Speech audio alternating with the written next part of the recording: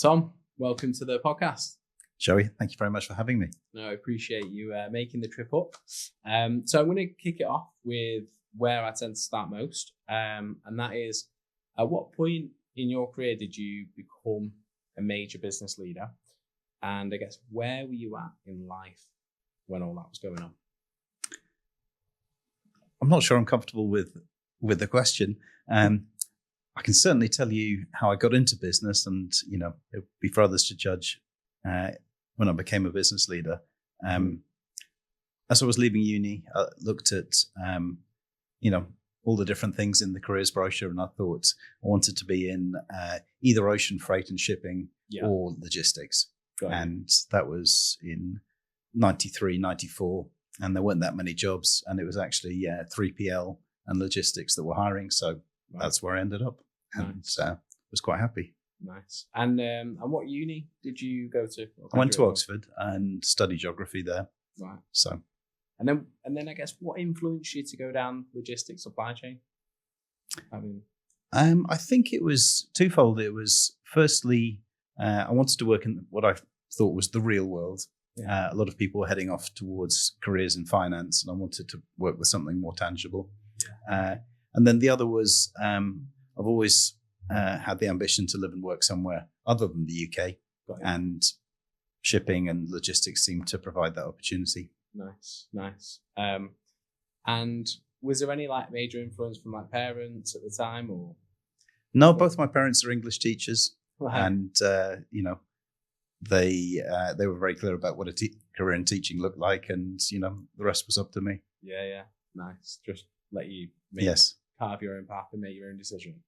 Amazing. Okay, and then I guess, at what point would you say you were holding quite a lot of responsibility, and you were in charge of making big decisions across a team of people?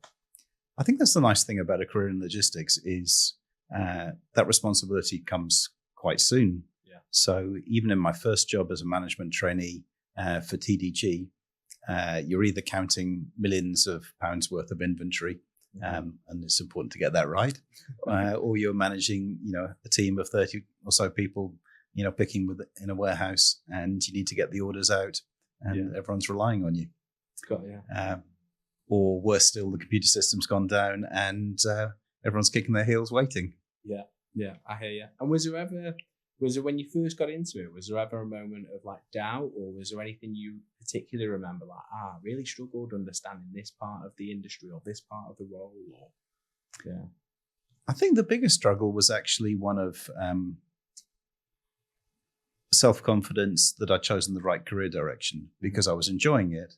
But as I looked across at my peer group, particularly people who'd gone into careers in finance, it was I felt like I was having to run twice as hard to keep pace in terms of, what we were getting as salaries or whatever. But in terms of the work, no, I enjoyed the work, always have done. And I think if you throw yourself into it, good things happen. The grass will grow, I guess, wherever you decide to water it. Okay. And from TDG, what was then the sort of next role past there? So it was a management traineeship, and I felt like we were quite cheap labour for 2 years. So I applied for a supervisor position there after 6 months or so, and realised that I'd have to wait another 18 months to get that. And I thought, well, that's a bit cheeky. So I had a look, and I ended up at Londis, the convenience store chain, working in their Southeast London depot. And I joined them as warehouse systems coordinator or something like that. They were putting in a warehouse management system, and were arguably a bit behind the times on that. They'd run the warehouse in a very manual way. So we had to not only install the system, but get the warehouse configured in a way that made sense to capture it on the system. And that was good, very good experience, very, very challenging, taking an already large operation from something manual to something systemized.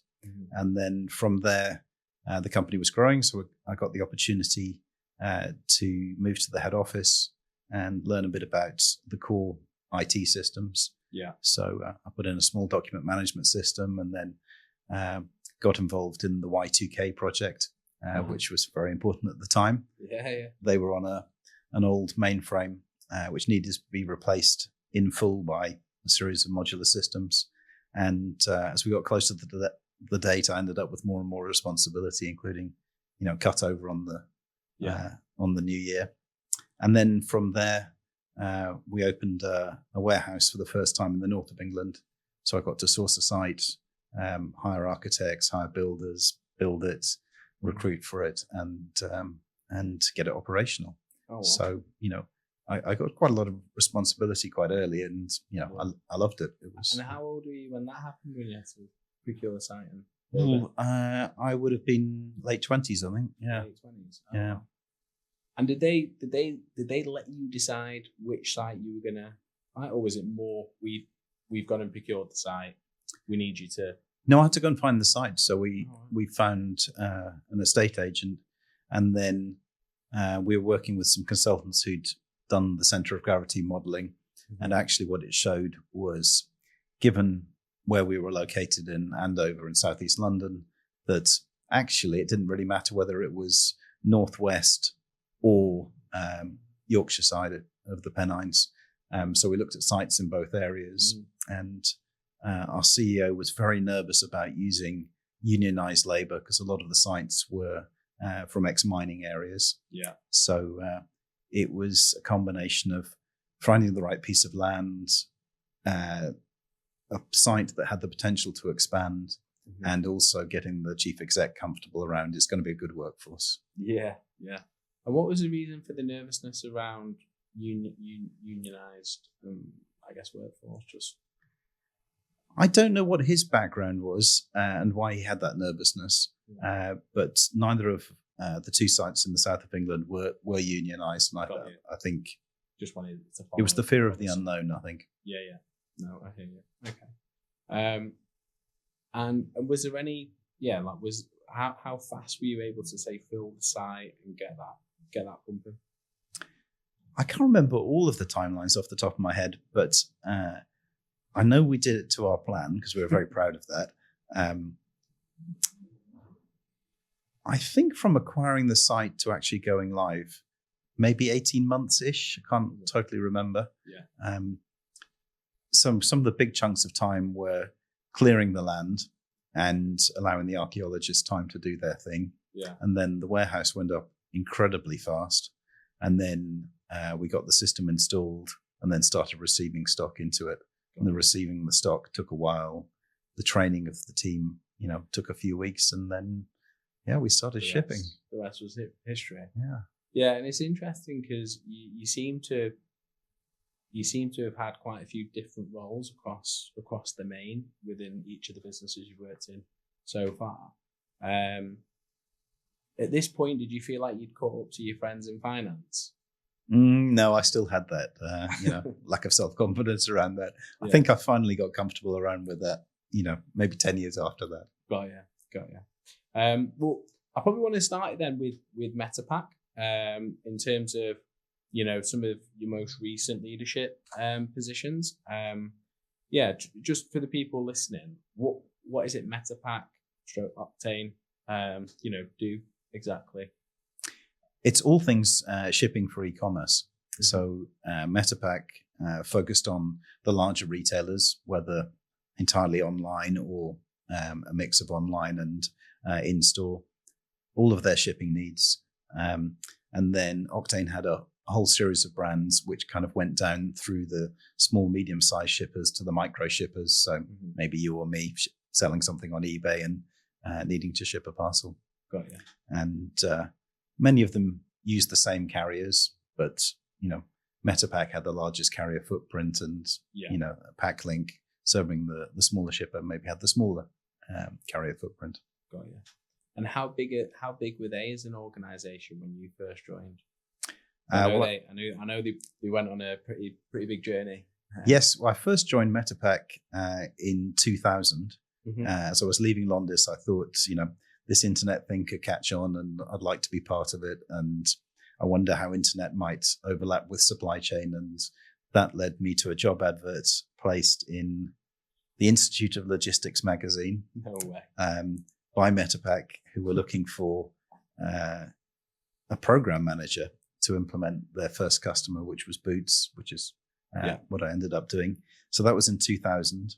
I did the .com and .bomb years with Metapack, 2000 to 2003. Yeah. And were they like, would you say they were a big organization at that point? In terms Oh, of sorry, no. No, very small. So I think I was, employee number 20 or thereabouts. Oh, wow. Wow. Yeah, and considering what they are today, I mean, that's a pretty big milestone, I guess, for joining them at number 20. And then go on. So after the .com era, what is it you then jumped into? I think probably had sort of 2 chapters at Metapack that first time. So the first was implementing Boots with a complete fulfillment solution. Mm-hmm. So we installed the warehouse management system, we wrote an order management system, and we wrote the carrier management system, which is what morphed into Metapack as it is today. And then the second thing I got involved in was business development. Yeah. So I could see that we needed to sell more and held my hand up and said, could I get involved in that? And that led me into, sharpening my sales pitch. Yeah. Would you say you were a natural salesperson? Not at all, no. But what I learned, which, thrilled me greatly, was there are a lot of techniques in sales. Yes. And that you could learn those techniques and deploy them. And once I realized that... You're going to have to share a technique that you felt at the time, new to sales, Tom Forbes was taking on. Oh, sure. So the serious answer is that it's all about questions. Yeah. And, understanding whether there's a need. Yeah. And then understanding whether what you're offering might fulfill that need. And I'm much more comfortable asking questions than giving answers. I'd probably rather be in your chair than this one. Yeah. And then the flippant answer is I learned the 3 rules of sales, which are turn up on time. Yes. Take the small change out of your pocket and don't jangle it. And if you're meeting ladies, make sure you polished your shoes. Nice. Love which that. Good rules. Love that. Yeah, that's a very gentlemanly set of rules. Well, okay. And then when you jumped into sales, you felt, that was a good career development piece. Where did it take to after that? That took me to XL Logistics. Mm-hmm. So I felt I wanted to work for a bigger company again. And I got in with a group there who specialized in international supply chain.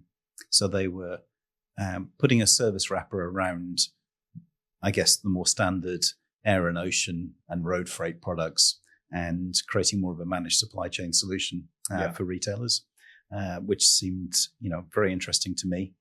And very quickly that led me to transfer to Hong Kong with that same team. So managing the origin end as opposed to the destination end. And that was fantastic. I spent 5 years there, during which time we were acquired by DHL. And I got to work with a mixture of European, American, and Australian retailers who were sourcing all around Asia, mostly in China. Yeah. So I started over there doing business development and then ended up running the Hong Kong operation, Hong Kong, South China, and some other countries around there. Right.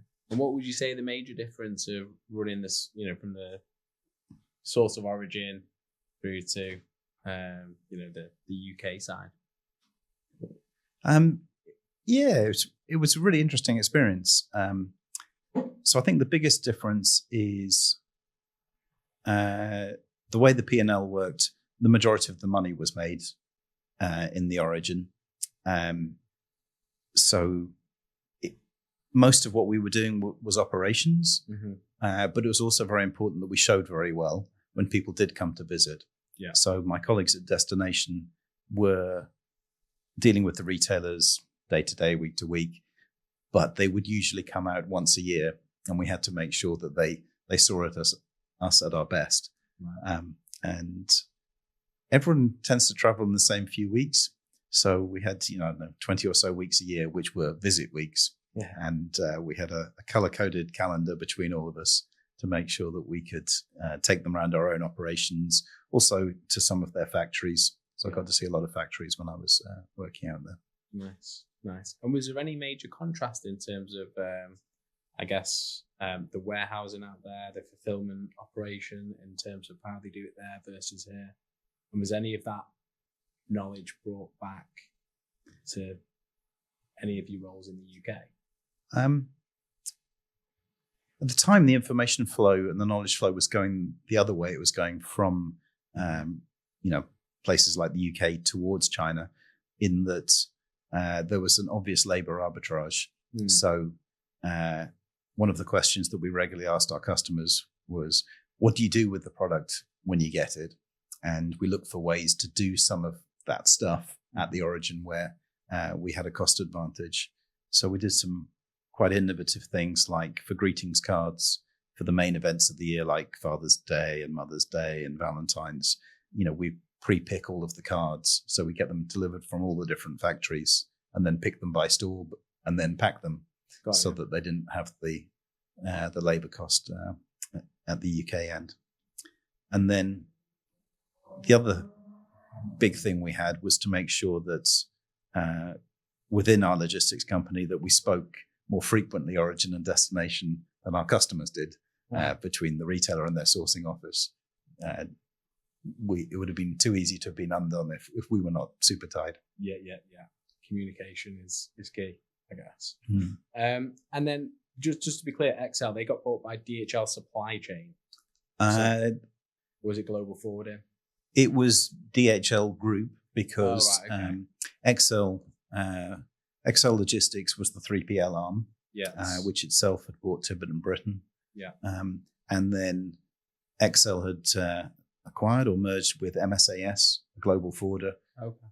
So it was kind of a very similar footprint, but without the parcels to DHL. Got you.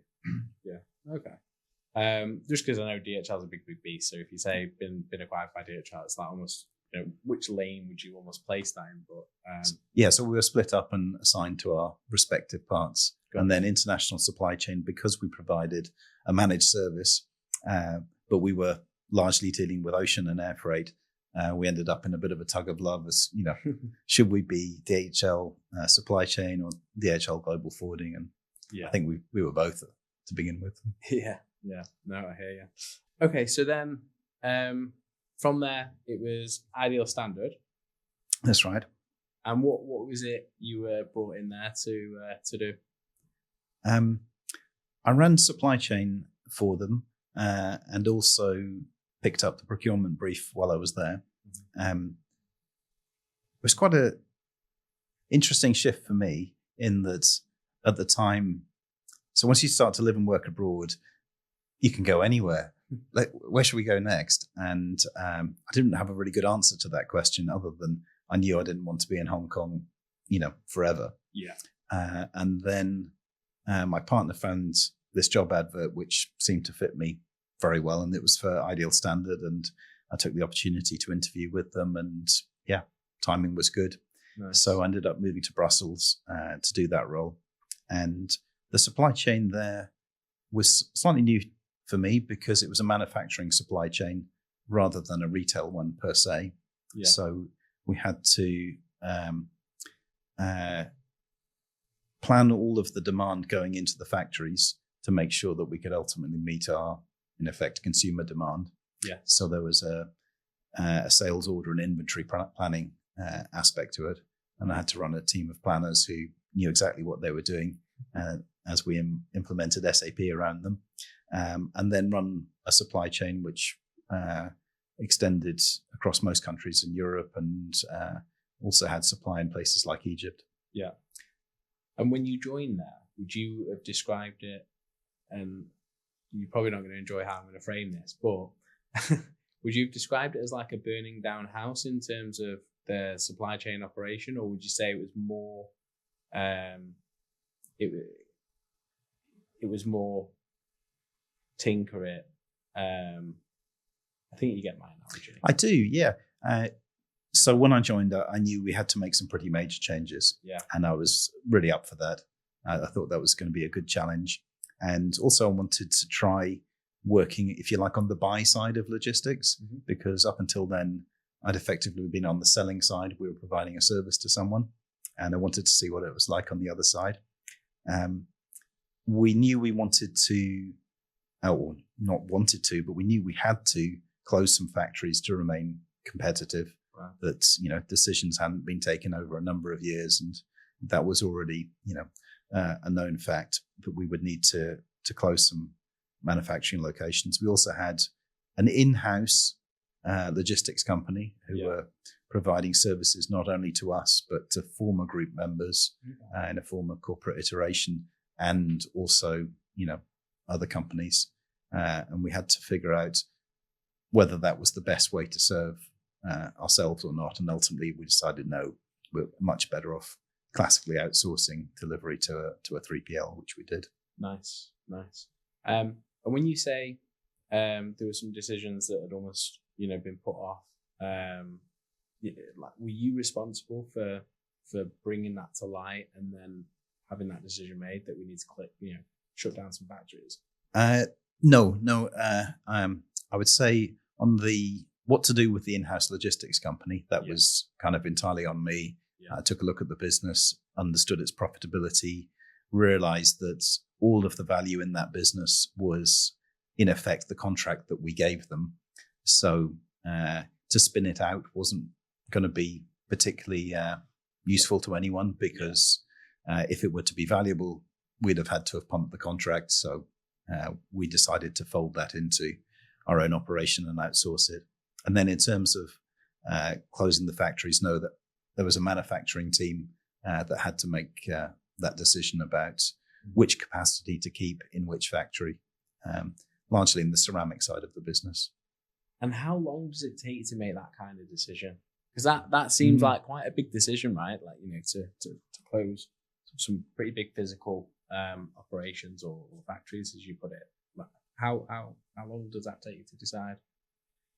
Yeah, it's a good question. I don't know how you'd measure it exactly. I think once you've done some analysis, you kind of know quite quickly which factory is not, doesn't have the long-term future. And then I think it takes really quite some time to work through if that is unfortunately going to happen, what do we need to do? In what sequence? What's the right way to do it? How do we also go through things like consultation periods in an open and fair way where we genuinely listen. So the getting the right answer, I think a couple of months. Actually executing it, it's a year of work to set up the inventory profile you want for when you make the announcement, to make sure you've got stock on hand if there's supply interruption, and to set up all the label consultations, and to figure out which plants you're going to pick up and move if you need to. There's a lot. Yeah. And how old were you at this point? So you're at Ideal Standard. I was just turning 40, I think. Just turning 40. Yeah. Okay. And I guess family at the time? No family, just me and my partner. Just you and your partner? Yeah. Okay, nice. And then, so from Ideal Standard, where did it all head to after that?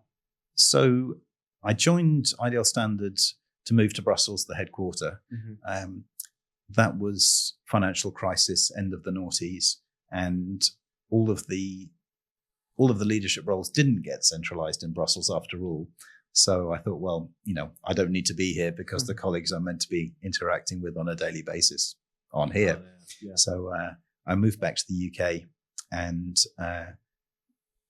I've always stayed in touch with Patrick Wall, the founder at Metapack, and we talked, and there was the opportunity to rejoin, and I grabbed that with both hands. Nice. So I rejoined to explore Metapack's potential beyond the UK and Europe market. So I rejoined shortly after Metapack had acquired Xlogics, based out of Germany and Poland. So with an increased European footprint, and we wanted to see whether there was a market in the States or in Asia.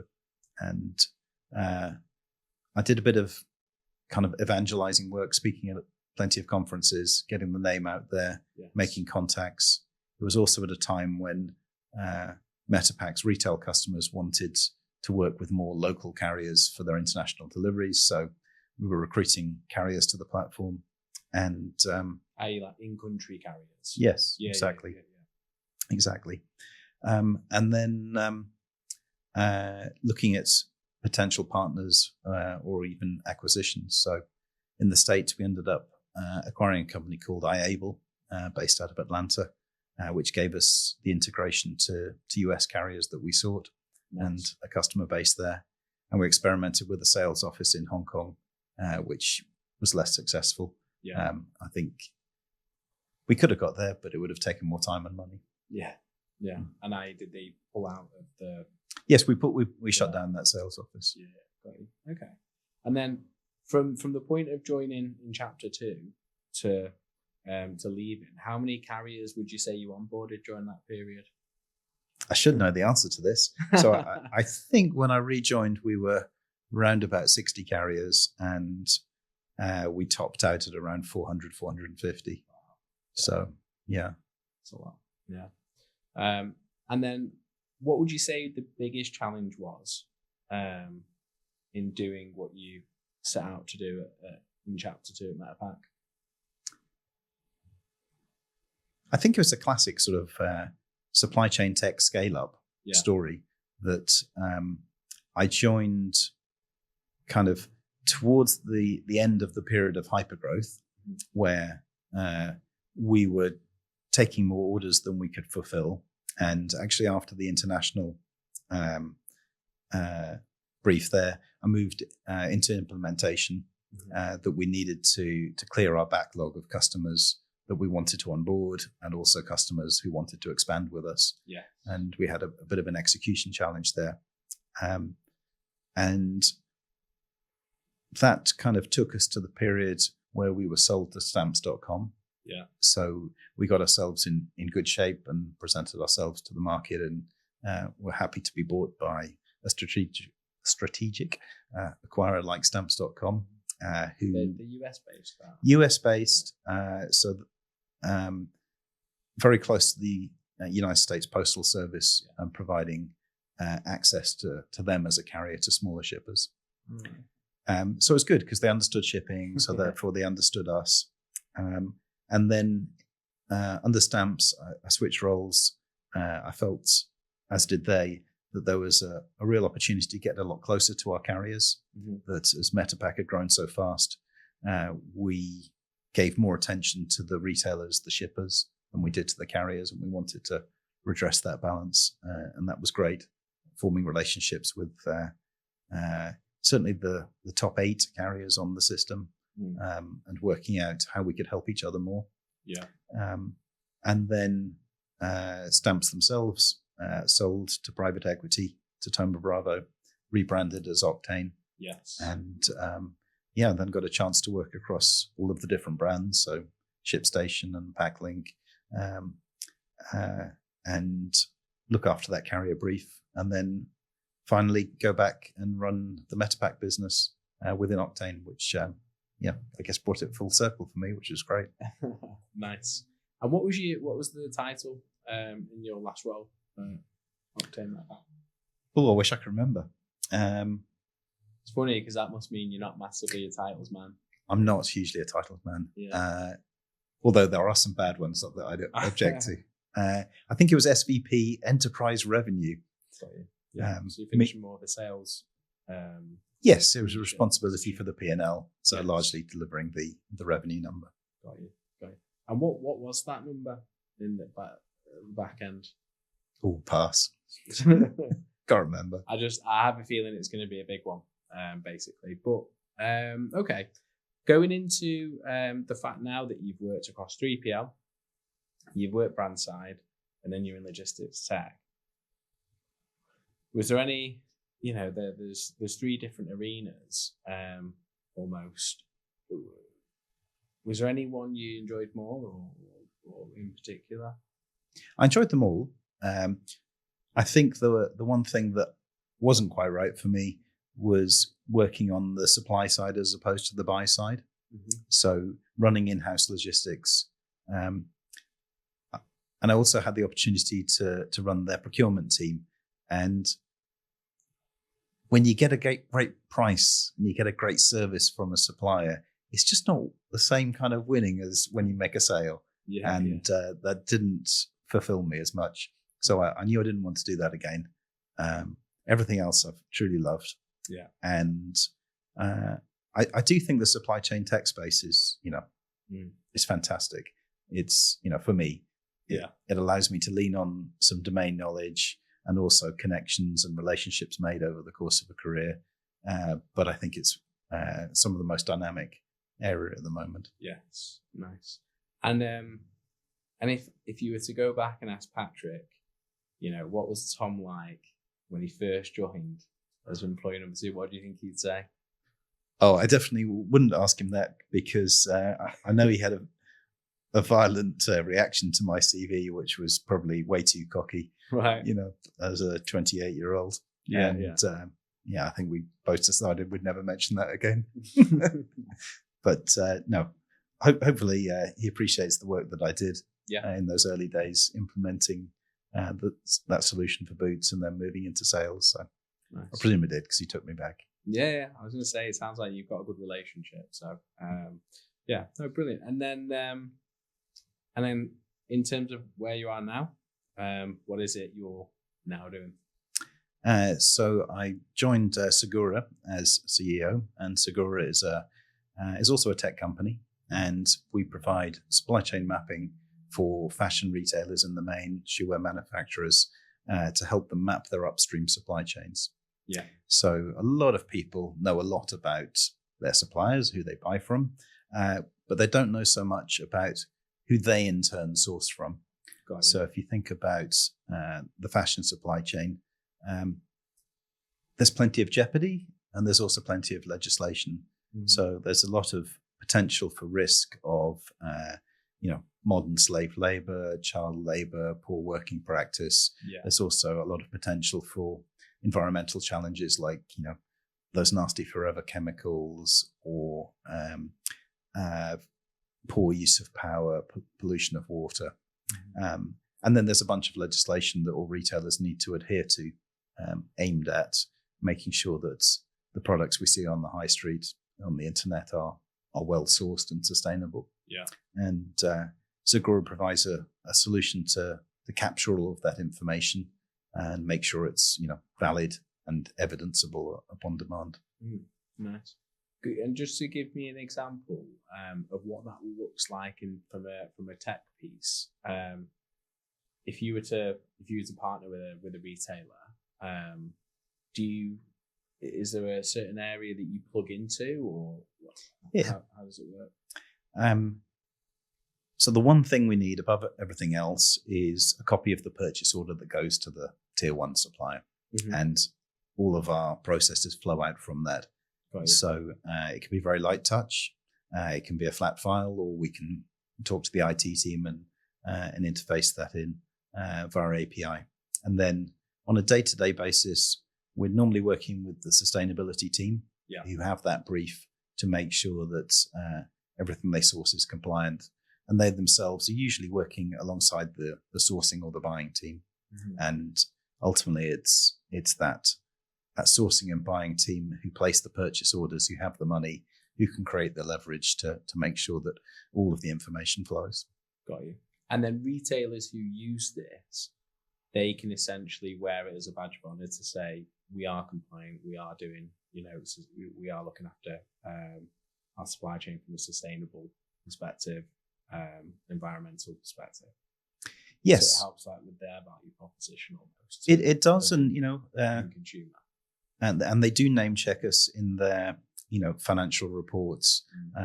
Dan Finley at Debenhams was kind enough to give us a name check on the BBC recently as part of their credentials. But in itself, we're not the credential. We help them to assemble the information they need, because it very much depends in which jurisdiction they're trading in, which laws apply. Yes, got you. Okay. And is there a like a sweet spot in terms of client size or profile that you tend to work with? The larger the better. We've written a system which has been built over 10 plus years, so has seen a lot of different edge cases and has seen, an increase in the amount of information that needs to be captured. And as a result, we've got a very robust underlying architecture. Mm-hmm. So the bigger the better from our point of view. Yeah. Okay. And how does it work from a pricing perspective? So we use the number of tier one suppliers as a proxy for how much work is going to be needed and how complicated is that work going to be. Yeah. And then we look at the number of different modules that we have.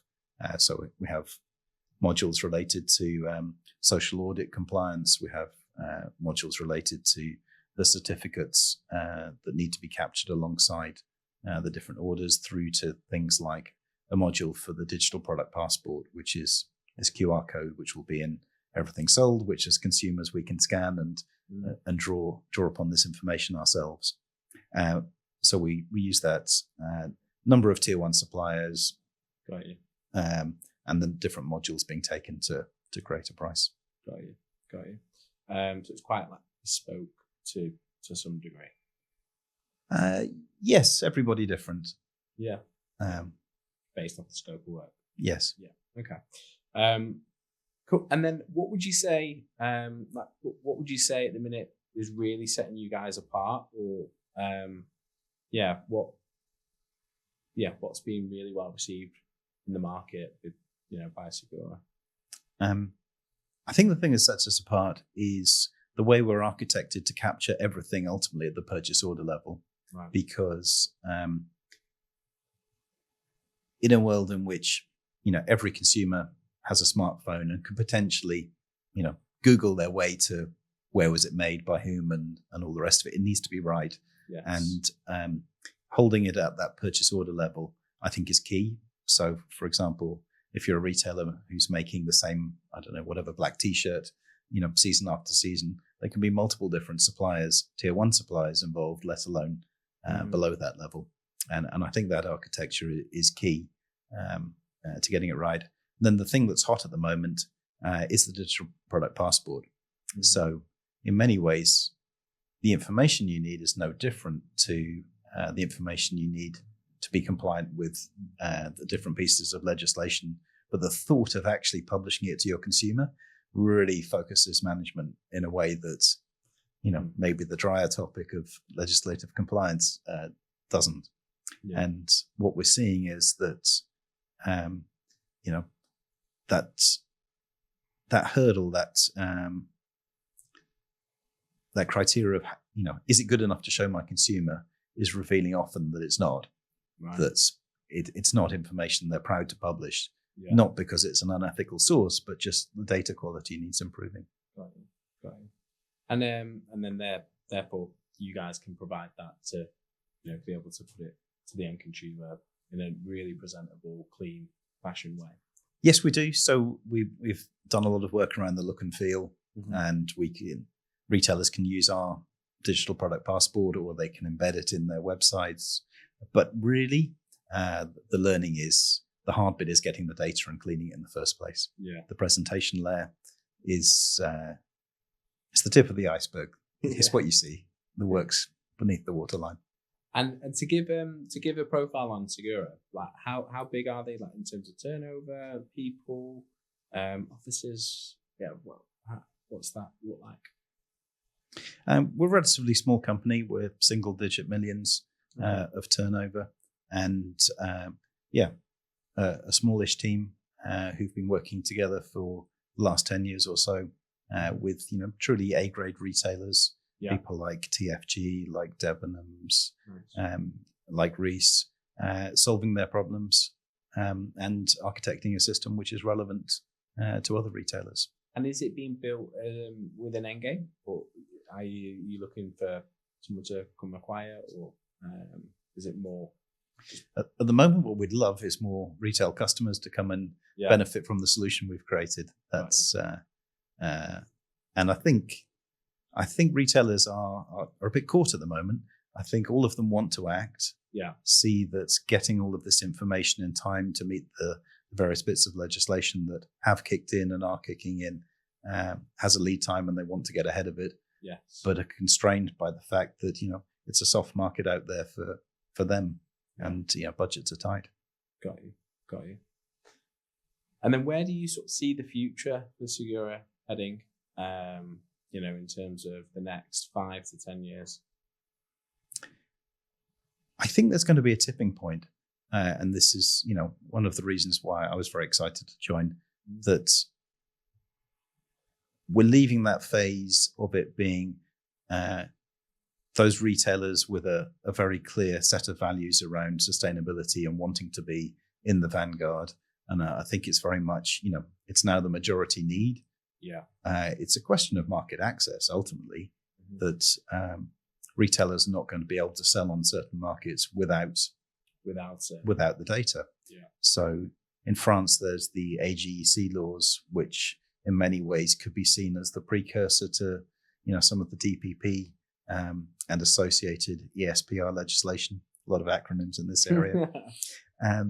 And ultimately, it'll get to a place where people can't access the markets they need to if they don't have the information. And I think as we head towards that tipping point, we're going to be in a scale-up challenge, because I think everyone's going to arrive at it together because of this tension at the moment between we'd like to do it, but we don't have the budget to do it. So I imagine it's all going to get squeezed. Yeah, I hear you. And is there any, if you were to say some of the countries that are in early adoption, which countries would you say are really hot on it at the moment? I think the EU market is probably the leader in legislation, and making sure that all products placed on that EU market, is of the highest standard from a sustainability point of view. So I think anyone who wants to sell in Europe is probably in the head of that journey. And then more broadly outside of Europe, it's probably the states of New York and California who've gone their own way from the federal government and put together access laws in effect, which are nearly as strong as those in Europe. Really? Are there any surprising countries that you might think you wouldn't believe it, but these guys are really No, depressingly not so much. No, not so much. No, fair. It's Europe, it's America, it's a bit Australia. Not so much else.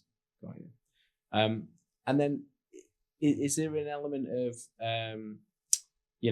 tracing this to the company's, I guess, carbon footprint? And what does that look like? It's a very complicated area for retailers. So I think most retailers have done a very good job at defining their so-called scope 1 and scope 2 emissions. But I think most are challenged by scope 3. Scope 3 being, the carbon emission which goes into the product. So if you take fashion as a category, most of the emissions are in scope 3. They're in the production of the actual goods. So we're helping our retailers to capture that information. So usually it's through what we call self-assessment questionnaires. So we design a questionnaire in concert with the retailer, and usually their appointed carbon consultant to capture information about what's the source of power, how much power is used. And then we also capture information about fiber composition so that retailers can triangulate towards the answer. Got you. And what's the time period? I suppose it's how long a piece of string, depending on the retailer. But yeah, roughly, what would you say the time period is to be able to capture all that information? You're right. It depends a lot by retailer, because almost everyone has started a journey. Many have started with spreadsheets, and the journey is a bit incomplete. In my experience, I think a large retailer is going from spreadsheets to wanting to capture everything through Segura, we can make material progress in the first 3 months, but actually to do all the things they want to do often takes 18 months. Yeah. It's a balance for their suppliers as well, because you don't want to ask for too much and be too strict that you get nothing. Yeah. So as you implement this type of thing, it's often a case of let's get compliance and then let's layer on the requests. Got you. So that you're actually accumulating good, useful data as opposed to something that falls apart. Yeah. Yeah. You're almost encouraging the transparency. Yes. We talk a lot about transparency. Yeah. And then when you first joined, was there anything that you decided these are the first 3 things I want to change or impact when you took on the role of CEO?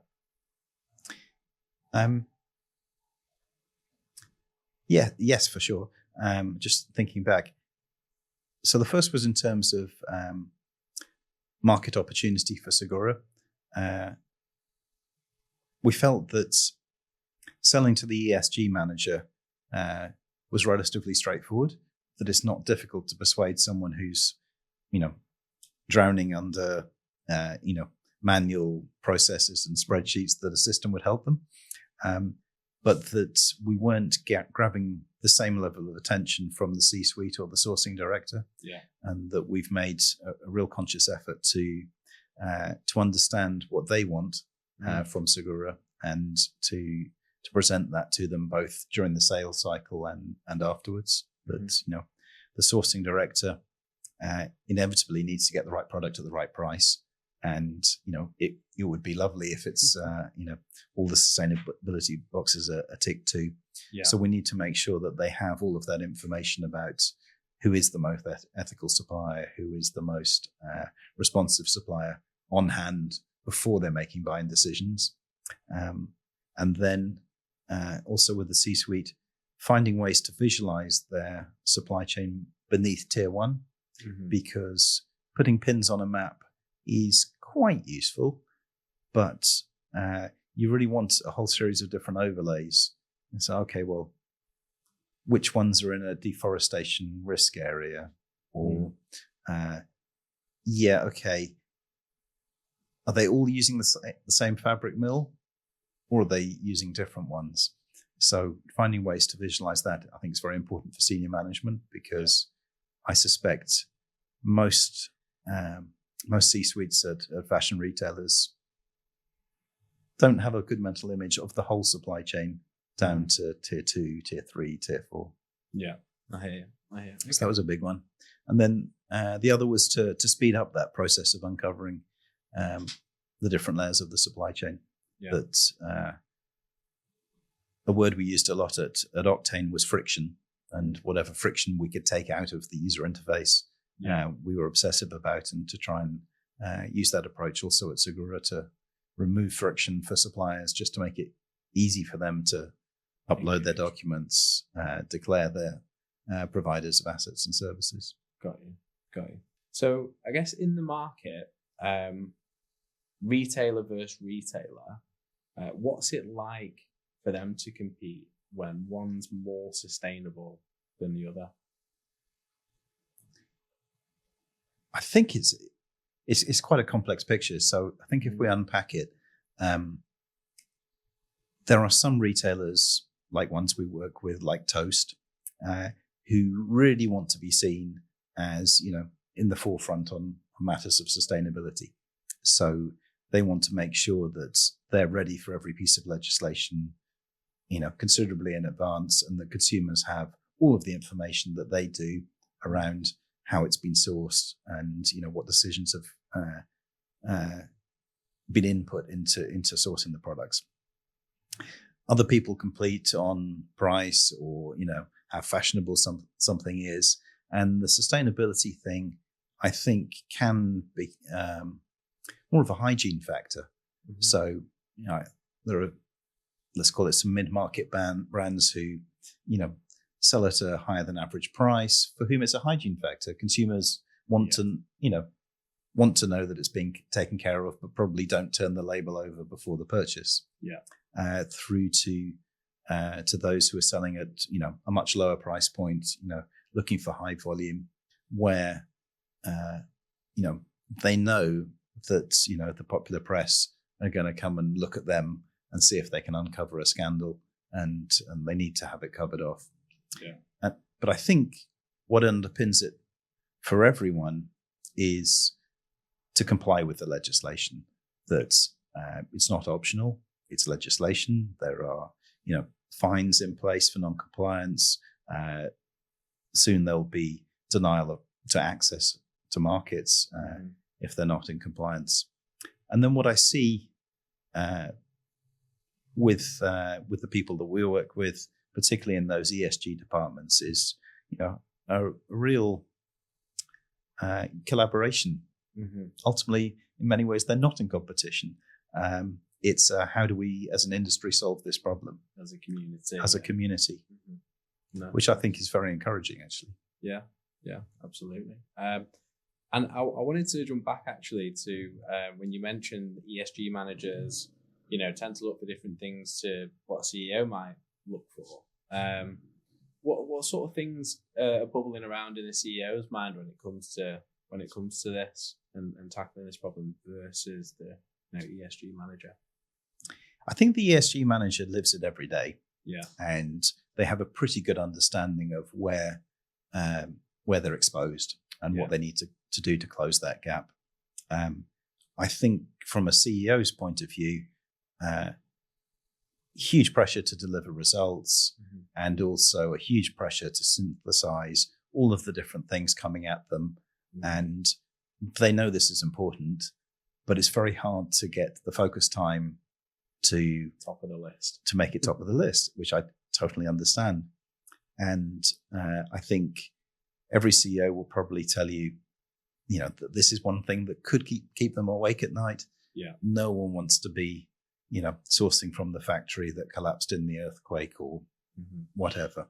And I think part of our sales pitch is to help people to understand that, by mapping your supply chain and the supply chain beneath that and beneath that, you'll have all of that information, and you can,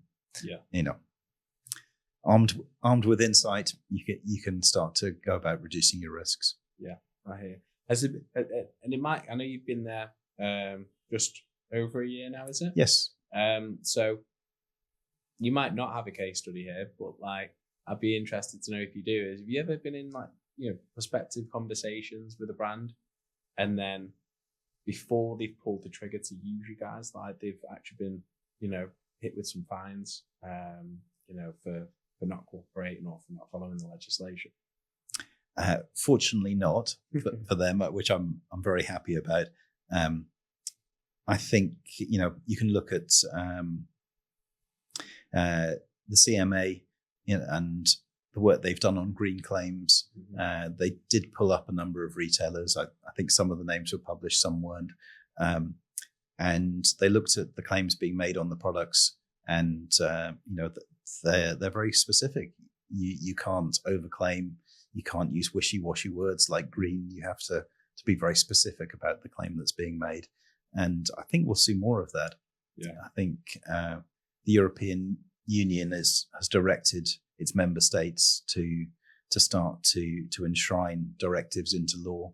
And as they do, we'll move from a place where we know we need to capture most of this information, but we're not sure exactly what it is, to, well, this is exactly what we need. Yes. Yeah. And has there been instances, let's say, looking through the lens of a CEO here, where you've gone and done the work, and then that's allowed them to make any decisions, around their operation? And is there any case study to that? Yeah, there are actually. I was thinking about that only this morning, that I would love to have the foresight to help people drag into their business cases some of the things that they uncover after they've implemented with Segura.